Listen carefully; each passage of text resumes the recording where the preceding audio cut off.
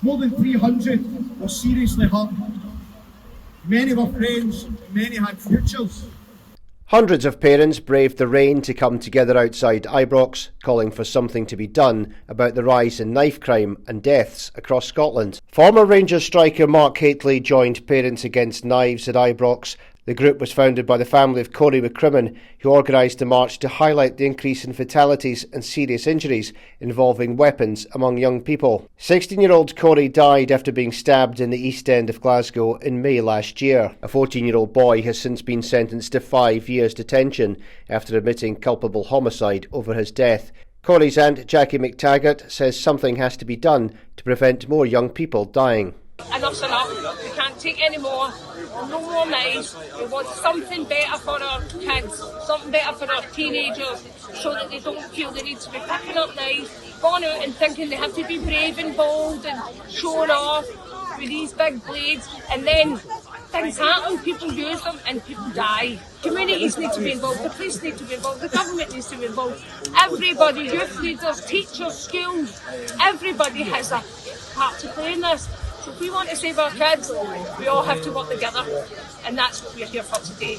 The whole family's devastated. His mum, his dad, they're broken. They will never be the same people again. His wee sister, his older brother, his older sisters. It's absolutely decimated the whole family. We're all distraught about Kory. It was just so hard when he was such a vibrant, force of nature. To not have that boy there is awful. I actually was thinking today he sent the rain because he would find that really funny. So he was an amazing boy. Too many, too much, no more. Too many, no more. Too many, no more. Too much, too many, no more. Too much, too many, no more. And finally, the marchers were on their way to Celtic Park, where former Hoops defender Tosh McKinley was there to lend his support. Shortly afterwards, the marchers stopped for lunch at the Barrafield Community Centre. Well, knife crime's always been here. They're not getting away for that to go back to the 60s, the 70s, 80s and 90s. But it's different today. This is where children we're talking about. And this is where Mr Sweeney needs to make changes. You know, they say we've got to protect children, and by all means we have. We've got to safeguard them in every manner. But my point to Mr Sweeney is, who's saving the children from the children? And this is the thing, we're not getting any deterrent, and the courts, they're no deterrent. Lord Mulholland's hands are tied with this new category that they're saying, they've got guidelines.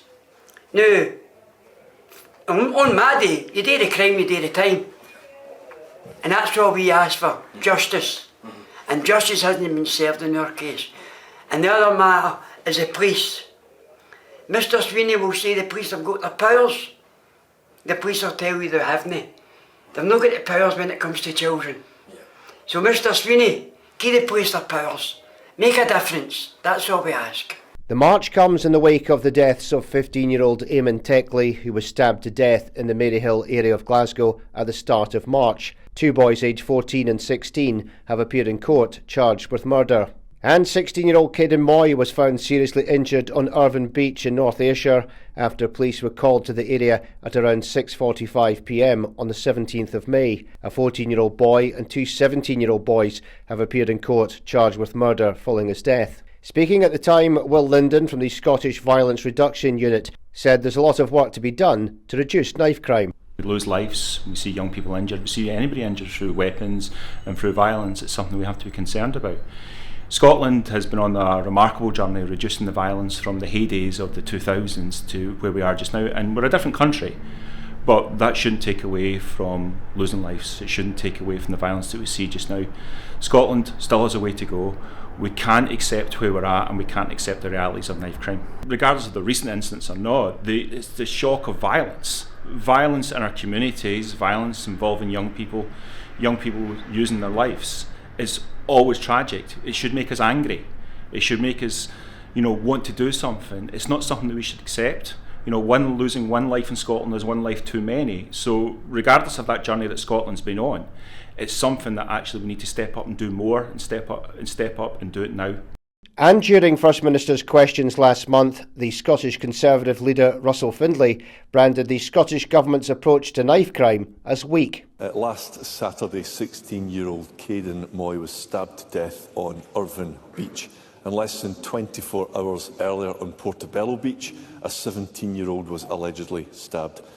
Police Scotland say the number of serious assaults committed by teenagers has risen by 600% in the past 5 years. 2 teenagers have died and 11 injured during a spate of knife incidents involving youths over the past 2 months. Young people do not feel safe. The system does not protect them. So what does John Swinney have to say to parents who tell me they're terrified every time their son or daughter leaves the house? And it's understood the First Minister will arrange to meet families involved in the march in due course. John Swinney said, "As a father, I find the thought of any parent having to endure the grief and trauma of losing a child to knife crime utterly heartbreaking. Glasgow is united and Scotland is united in wanting these horrific incidents to stop. We owe it to every family affected to take meaningful action. We stand with the families marching and we are committed to driving the change that keeps our young people safe."